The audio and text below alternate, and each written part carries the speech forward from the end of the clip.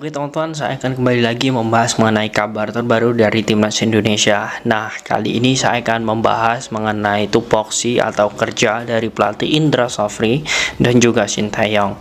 Kita ketahui semenjak Indonesia menjuarai SEA Games ya, memang saat ini banyak sekali ya pekerjaan rumah, dalam artian bagaimana Indonesia menyiapkan event, dan inilah yang harus dipersiapkan oleh PSSI dan juga pihak-pihak terkait agar apa yang akan dilalui Indonesia melalui event-event tersebut ini bisa maksimal. Nah, di sini saya akan membahasnya karena ada kabar terbaru dari PSSI, dan PSSI sudah membagi tugas antara pelatih Sintayong dan juga Indra Safri. Nah, saya akan membacakan tugas dari Sintayong dan juga Indra Safri. Apakah Sintayong menangani level junior dan junior, dan juga apakah Indra Safri harus menangani semua. Nah, di sini saya mendapatkan info terbaru dari PSSI bahwa PSSI sudah membagi tugas, yakni Sintayong akan melatih timnas Indonesia di FIFA Matchday di bulan Juni dan juga November nanti, dan juga di sini ada FIFA FC Qualifiers. Nah, di sini ada kualifikasi Piala Dunia ya yang akan dilatih juga oleh Sintayong. Kemudian di sini ada AFC Asian Cup di tahun 2023. Nah, ini adalah tugas penting Sintayong untuk di tahun ini ya, dari bulan 6 sampai Januari.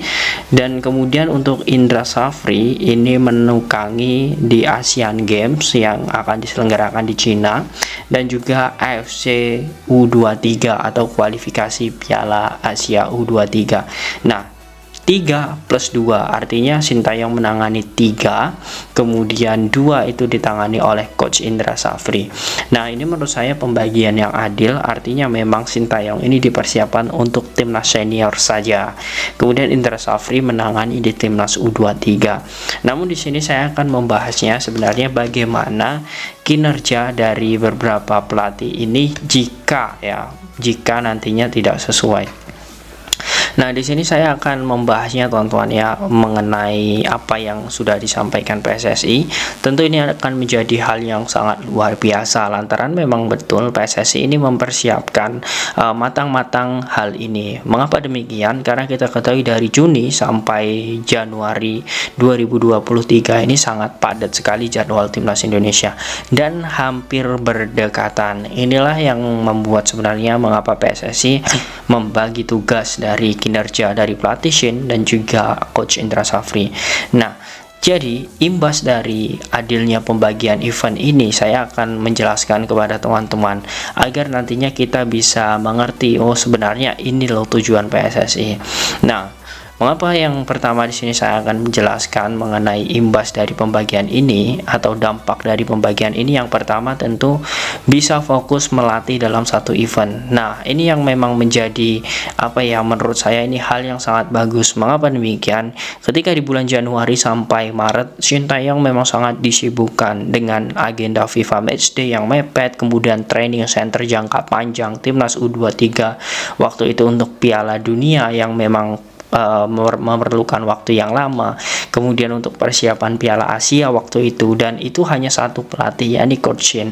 Artinya memang PSSI mencoba untuk memfokuskan pelatih ini dalam satu event ataupun 2 event dan 3 event. Kita sudah tahu bahwa Sintayong mendapatkan 3 kerja dan juga Indra Safri mendapatkan 2 kerja. Ini akan menjadi hal bagus bagi keduanya. Artinya apa?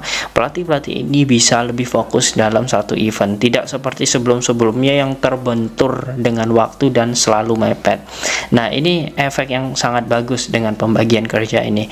Kemudian yang kedua, beban dari Sintayong itu lebih ringan. Nah, ini hampir sama seperti yang saya jelaskan di awal tadi, bahwa dengan adanya pembagian kerja seperti ini dan Sintayong fokus di timnas senior, ini akan membuat ini teman-teman ya, pekerjaan dari Sintayong dan juga staffnya, kemudian pelatih analisisnya itu juga lebih ringan. Nah, ini yang membuat timnas sebenarnya ini akan lebih berkembang ya dari segi aspek ini akan menjadi hal yang sangat bagus. Nah, kemudian selanjutnya, Sintayong dan juga Indra Safri ini akan lebih intens dalam pembagian pemain.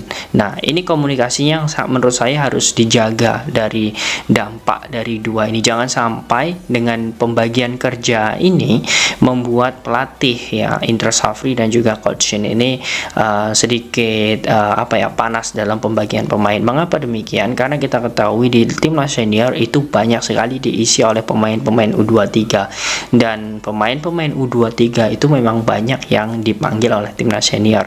Jadi dengan pembagian ini diharapkan nantinya tidak ada konflik internal yang ada di pelatih timnas ini sendiri atau di timnas Indonesia.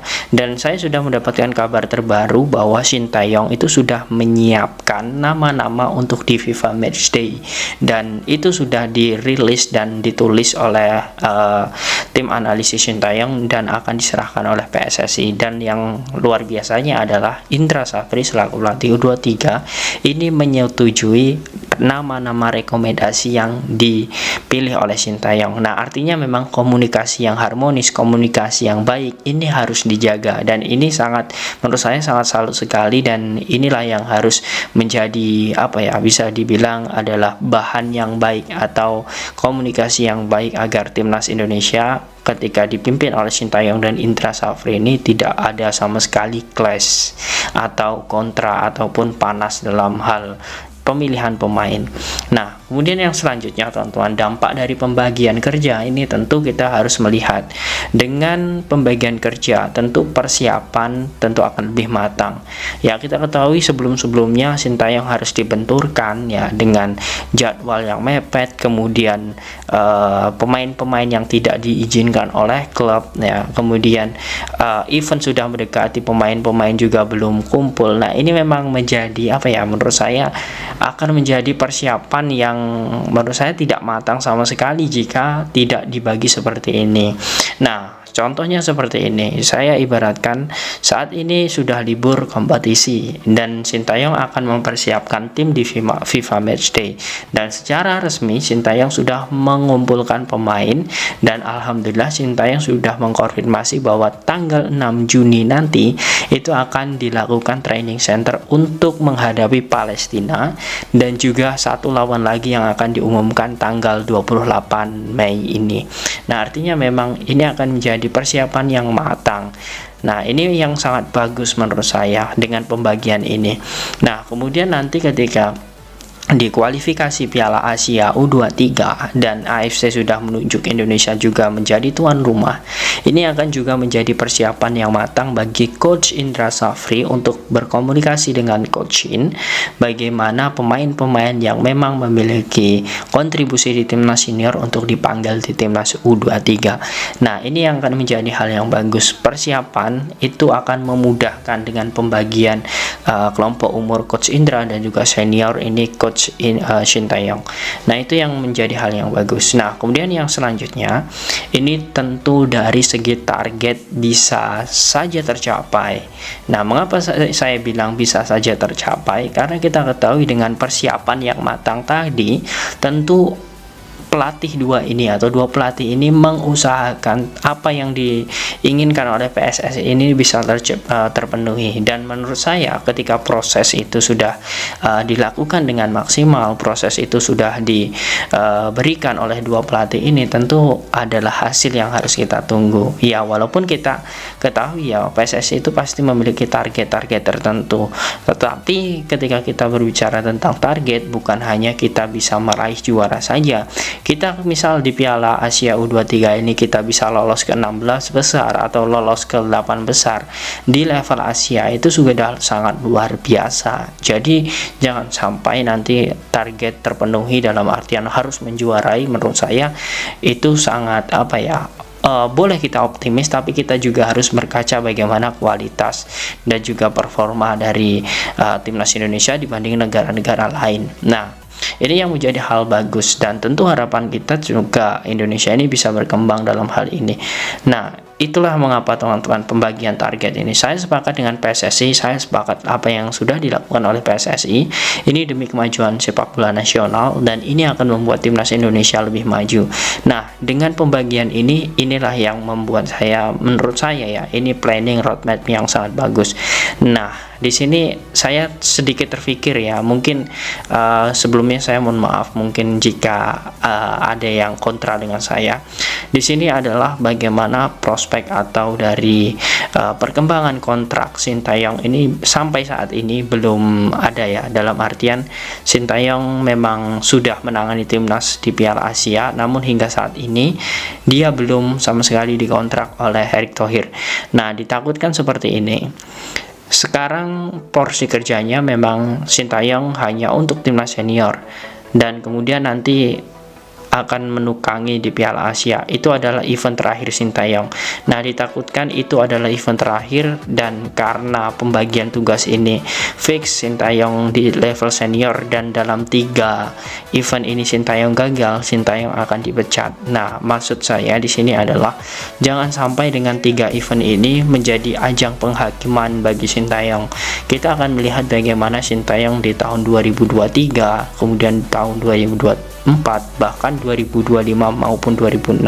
Tentu supporter itu setuju dengan hal ini, namun yang jelas ini jangan sampai dengan 3 laga yang akan dimainkan Sintayong, maksudnya 3 event, itu akan membuat PSSI untuk menilai, mengevaluasi. Ya wajar ya jika mengevaluasi, tetapi jika mengevaluasinya kemudian langsung ada pemecatan, menurut saya kurang pas, karena Sintayong sudah membangun fondasi, kemudian Indra Safri juga sudah bisa menikmatinya dengan juara SEA Games, kemudian tiba-tiba dengan gagalnya di 3 event ini Sintayong dipecat. Nah, ini yang menurut saya jangan sampai terjadi.